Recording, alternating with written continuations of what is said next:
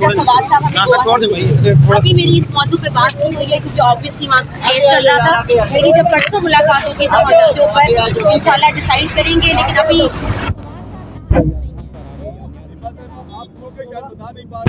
फवाद साहब के साथ भी यही मसला है कि आईपीपी में वो गए लेकिन उनका दिल अभी पीटीआई के साथ ऐसा लग रहा है। आपका मसला पता है क्या है कि आप अपनी मर्जी की बात दिखाना चाहते हैं, लेकिन मैं आपको फवाद साहब के दिल की बात हम चाह रहे हैं, हम अपने दिल की बात नहीं चाह रहे। फवाद साहब आखिर दोबारा से मुश्किलात में क्यों कर आए हैं? बाकी लोग जो आईपीपी में गए हैं वो तो बड़े आसानी से है आपको सामने। उन्होंने अगर इलेक्शन कमीशन की तौहीन की है तो उस वक्त वो पीटीआई का हिस्सा थे और मुझे नहीं पता अभी हैं कि नहीं है, ये आप उन्हीं से ही पूछेंगे। और जो भी उन्होंने बयान दिया पार्टी स्ट्रैटेजी के तहत उन्होंने बयान दिया। इमरान खान से तो पूरी दुनिया जो उनको कहती है कि जी वो गद्दार हैं, उन्होंने लोटा है, उन्होंने ये छोड़ दिया, लेकिन कोई ये नहीं देखता कि उस वक्त जब बयान दिया था तो वो केसेस अब वो कतर है अंदर बैठ के। जो भी केसेस है इस वक्त 45 केसेस हैं उनके ऊपर जो कि किए गए हैं, तो वो आप मुझे बताएं उनकी जाती हैसियत पे तो नहीं किए गए। पार्टी जब थी तो उसके साथ ही वो खड़े थे और उसी का बयानिया फैसल चौधरी नए जो चेयरमैन है पीटीआई के, उनसे मुलाकात कर रहे हैं, उनको गुलदस्ते दे रहे हैं, तो इसका मतलब आप ये समझे कि आपकी पूरी फैमिली मेरा ख्याल है पीटीआई में अभी है। नहीं, मुझे नहीं पता, मैं नहीं मिली भाई ना, मुझे पता है। मैं सिर्फ फवाद साहब को जानती हूँ, मैं सिर्फ फवाद साहब को जानती हूँ और वो जो मुझे मेरी और उनकी जो अंडरस्टैंडिंग है मैं उसके तहत आपको बयान दूंगी। बाकी जिसने भी टॉम डिक हैरी ने जाके मिलना है मिलता रहे। आप पॉलिटिकल कैंपेन कब से चल शुरू कर रहे हैं?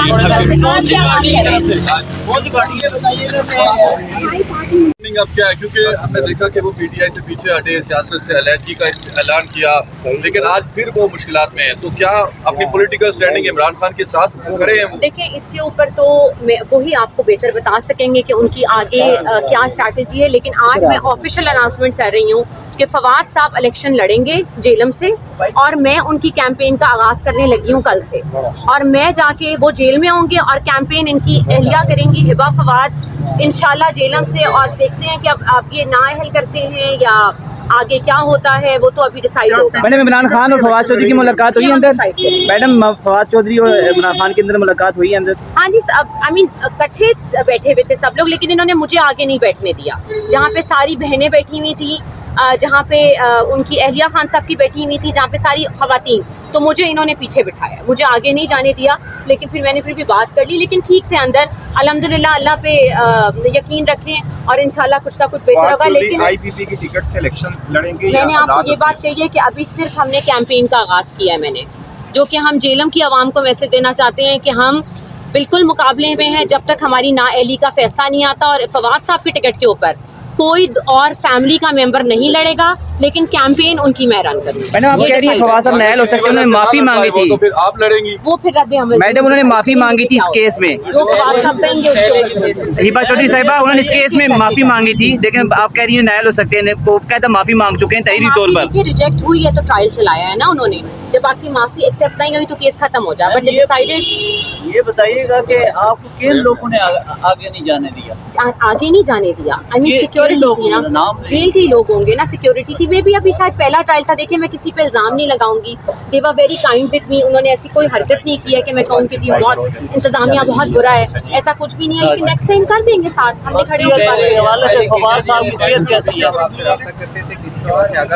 जी जी मैं उनके साथ। आपको लगता है कि मुझे तो हम हर चीज डिस्कस करते हैं ना कि आगे क्या हमने चलना है, हमारी स्ट्रैटेजी क्या होनी है, तो एवरीथिंग इज डिसाइडेड और डिसाइड होता है जब हमारी मुलाकात होती है।